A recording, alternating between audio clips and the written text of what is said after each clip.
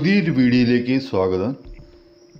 ആർട്ടിക്കിൾസിനെ കുറിച്ചുള്ള കഴിഞ്ഞ വീഡിയോയിൽ ഞാൻ സൂചിപ്പിച്ചിരുന്നു articles are A type of determiners എന്ന്. ഈ വീഡിയോയിൽ ഡിറ്റർമിനേഴ്സ് എന്നാൽ എന്തെന്നും അത് എത്ര വിധം ഉണ്ടെന്നും നോക്കാം. ആദ്യമായി വീഡിയോ കാണുന്നവർ ചാനൽ സബ്സ്ക്രൈബ് ചെയ്ത് തന്നെ സഹായിക്കുക. നേരെ വീഡിയോയിലേക്ക് പോകാം.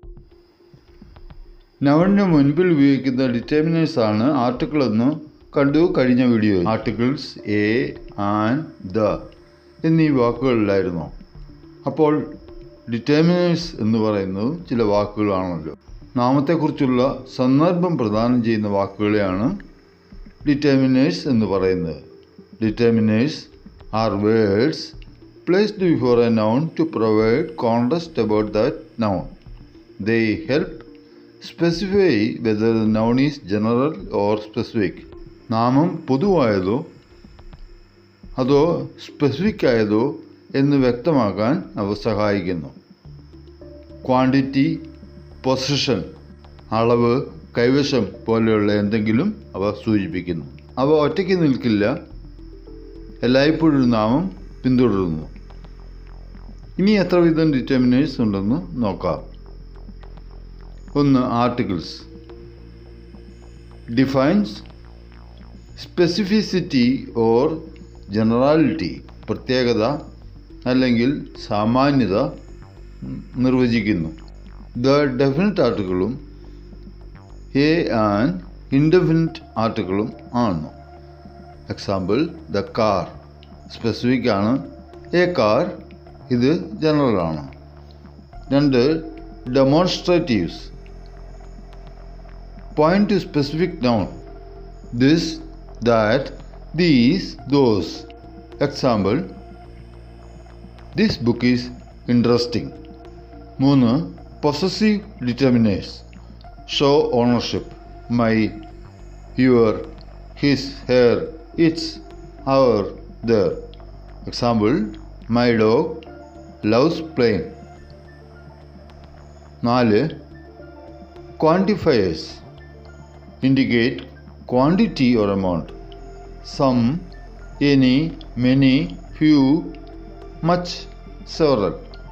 Example, many people attended the event. 5. Numbers specify exact quantities. Example, 3 apples fell from the tree. 6. Interrogative determiners ask questions about noun, which, what, whose.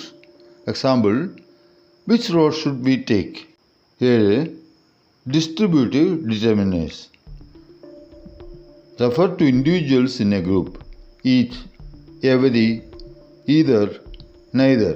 Example, every child received a gift. Determiners English ഗ്രാമറിൽ നിർണായക പങ്കുവഹിക്കുന്നു. അത് specificity, പ്രത്യേകത, quantity, അളവ്, possession, കൈവശം, ഡെഫിനിറ്റ്നെസ്, നിശ്ചയം ഇവയൊക്കെ സൂചിപ്പിക്കുന്നു.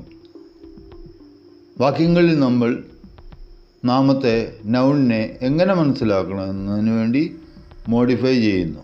Role of determiners. 1. നൗൺ അല്ലെങ്കിൽ നാമത്തെ വ്യക്തമാക്കുന്നു. This book versus A book. This book എന്ന് പറയുന്നത് സ്പെസിഫിക് ആണ്, എ ബുക്ക് ജനറൽ ആണ്. 2. ക്വാണ്ടിറ്റി അല്ലെങ്കിൽ അളവ് സൂചിപ്പിക്കുന്നു.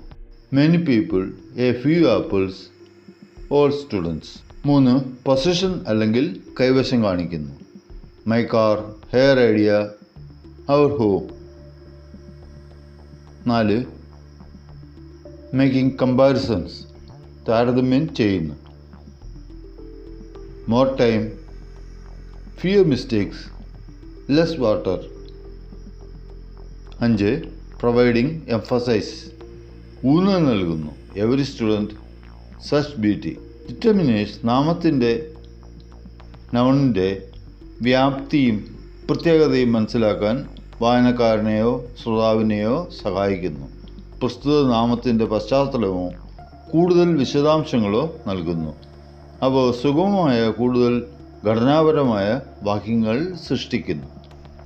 ഡിറ്റർമിനേഴ്സിൻ്റെ ഉപയോഗം നല്ലവണ്ണം മനസ്സിലാക്കിയാൽ നമ്മൾ ഉദ്ദേശിക്കുന്ന കാര്യം കൃത്യമായും വ്യക്തമായും അറിയിക്കാൻ നമ്മുടെ സെൻറ്റൻസുകൾക്ക് സാധിക്കുന്നു.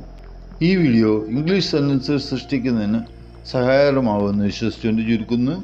വീഡിയോ ഇഷ്ടമായ ലൈക്ക് ചെയ്യുക. Thanks for watching.